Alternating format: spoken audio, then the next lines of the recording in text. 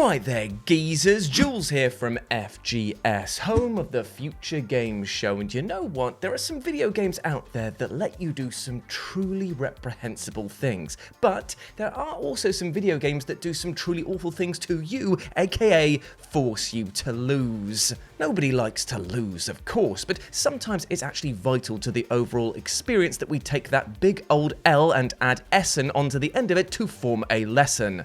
God, that was torturous, but so too was tasting defeat more than those people out there that like paying to lick the soles of shoes, because today we're talking about video games that absolutely battered you because they had to. So let's take a look at those duels you were destined to lose, as I'm Jules, this is FGS, and these are 7 video game fights you were forced to lose. And of course, I've snuck a fair few deep cuts in there for you, baby. Number 7, Tin Star, Kid Johnson. So let's kick things off by slicing this list open with a deep cut from the SNES and talk about the little-known on-rail shooter known as Tin Star, a wonderfully silly title with some of the maddest visuals around. In fact, thanks to its oversaturated colours, wonky designs, and the fact that the sun itself seems to be smiling like he's having his undercarriage shammied by angels, this might be the happiest shoot-'em-up I've ever seen. However, there was one area of this game that the devs clearly weren't so lackadaisical about, and that was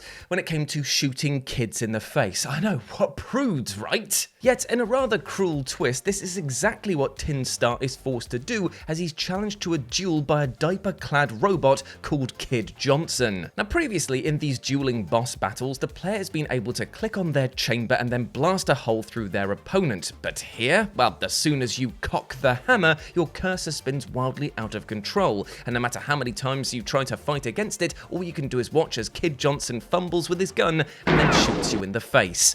Or to be fair, it's more likely the chin, because Tin Star is like 90% jawline. Either way, it's a fight that you're forced to lose thanks to Tin Star's morals, even though I'm pretty sure that we all tried to shoot this little bastard in the face at least once. Just me? Just me? Okay, fair enough, I'll keep that to myself next time. Number 6, Elden Ring, Grafted Scion. Now, before you dung-eaters out there point out, yes, you can actually win this fight, but I'll ask you a question. Are you meant to?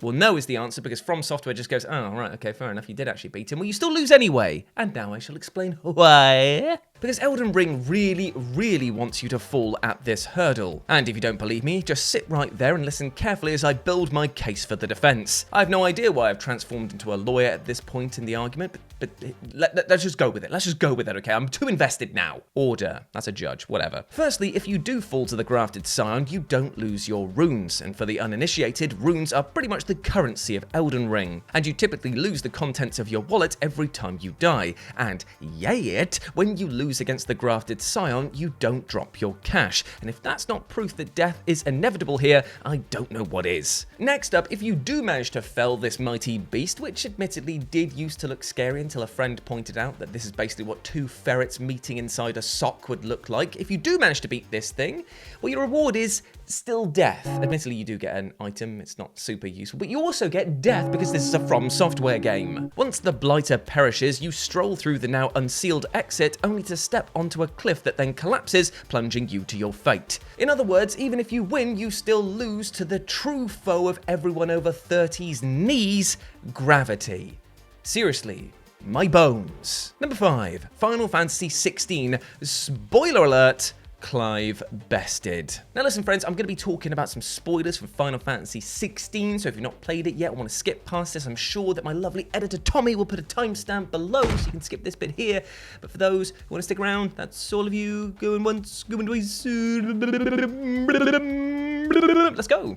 Now these are technically minor spoilers, because anyone who's seen anything of Final Fantasy XVI knows that main character Clive basically has to find anybody who wields the power of an icon, which are basically the game's summons. However, what none of us were likely expecting when we dived into this Game of Thrones game of I've got a bone to pick with you was a scripted loss towards the tail end of the game, but that's exactly what we got. When we first go toe-to-toe with Barnabas, the dominant of Odin, we're treated to a stunning spectacle of a giant horse floating in the sky and an ocean being split in 2, and yet the most shocking sight is when the words Clive bested appear on screen.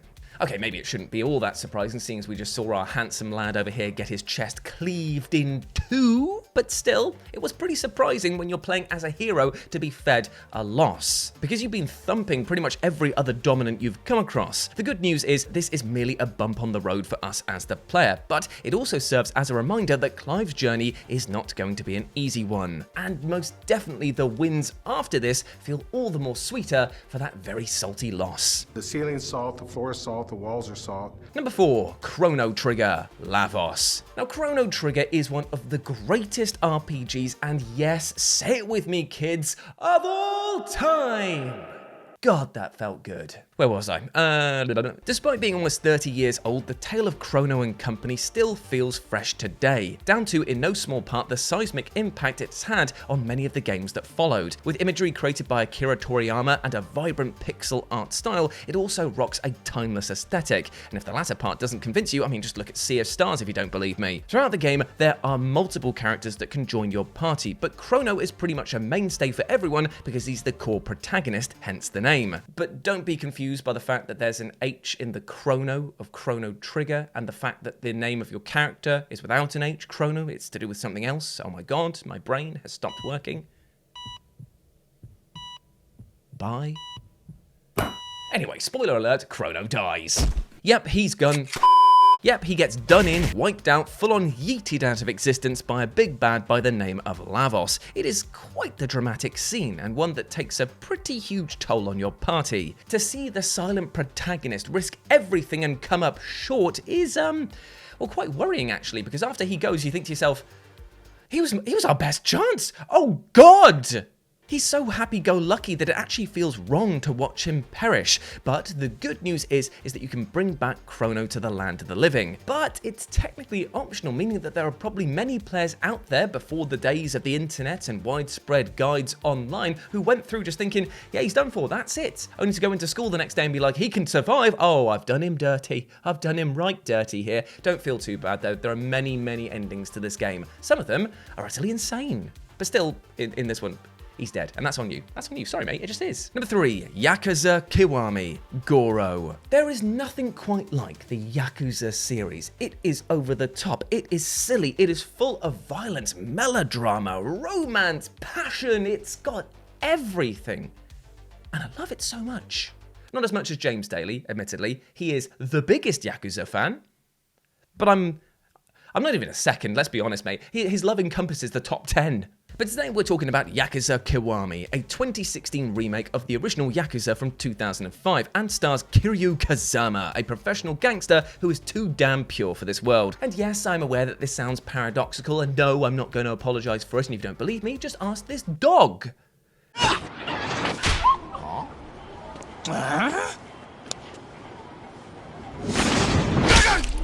He's so lovely that Kiwami begins with Kiryu taking the fall for his sworn brother, who murdered a senior figure in the criminal underworld, and the game essentially follows Kiryu's return to the fold after a lengthy prison sentence, with us as the player seeing the toll this time away took on him in the form of decreased health and strength. And this is perfectly demonstrated in a welcome back beatdown served at you by Goro. And yes, I know that everyone calls him Majima, but you know what? When you go back as far as I do with this boy back to the Mark Hamill days and the fact that I'm a Mortal Kombat fan and will want to talk about Goro whenever possible, I'm gonna take it.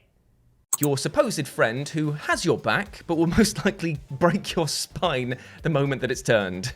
He's a funny sort.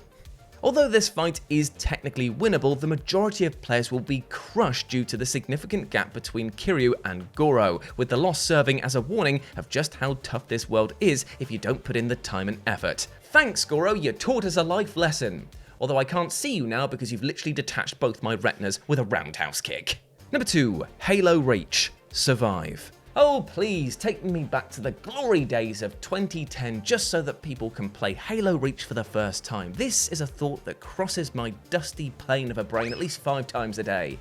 Well, maybe that's an over-exaggeration. I definitely think about food and Warhammer way more than that. But still, It's up there. And who didn't love this game when it first came out? A prequel to the original Halo Combat Evolved, this legendary FPS title took the series to its highest peak, improving on the core gameplay experience of Halo 3 whilst adding in a truly tragic story that left many of us tearing up by the time the credits began to roll. And the biggest reason for this was, you guessed it, because of a fight you simply can't win.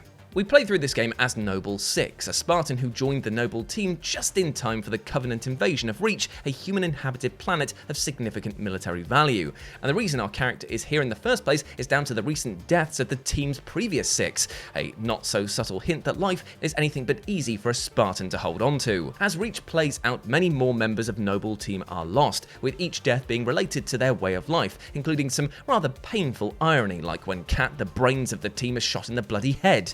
Yeah, Reach does not exactly mess around, and they even tell you near the beginning of the game to leave that lone wolf stuff behind, but the game then tasks you at the end of the game with having to survive by your lonesome. But unfortunately, no matter how well you play in this ending segment, you are bound to fail your last mission in the game. But you know what? There is a silver lining. You see, the end of Reach is also the beginning of Halo Combat Evolved, and our noble sacrifice, yes, I make puns, it is a coping mechanism, results in the safe evacuation of none other than Spartan 117, the Master Chief himself. So therefore, as much as this scripted loss may burn us, it's still kind of the phoenix from the ashes situation where we're actually helping humanity survive in the long run.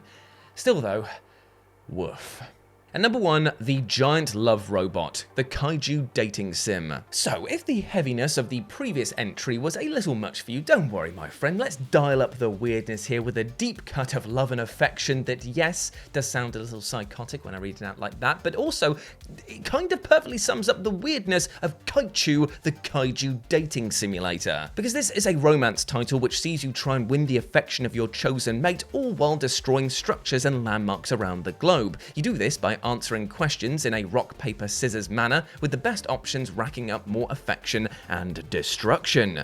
Yet even more strange than this gameplay loop is the fact that the title contains a straight-up boss battle in the form of a giant robot that has been sent in by the military. Now this robot does not mess around and is here only to scrutinize your love with tons of difficult questions. But unbeknownst to the player, at least in the first time around in this game, the robot will never be satisfied with your love and keep scrutinizing you again and again and again, to the point where you're just like, bro, we're happy, why don't you just fuck off? Why don't you just fuck off? And he's just like, nah,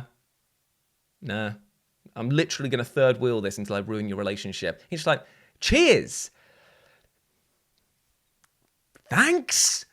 And this makes for a scripted loss for our lovers, because the robot is never satisfied. Therefore, you actually have to lose your love in order to regain it again later on in the game, which provides a rather harsh example of tough love in a game that otherwise seems to champion it.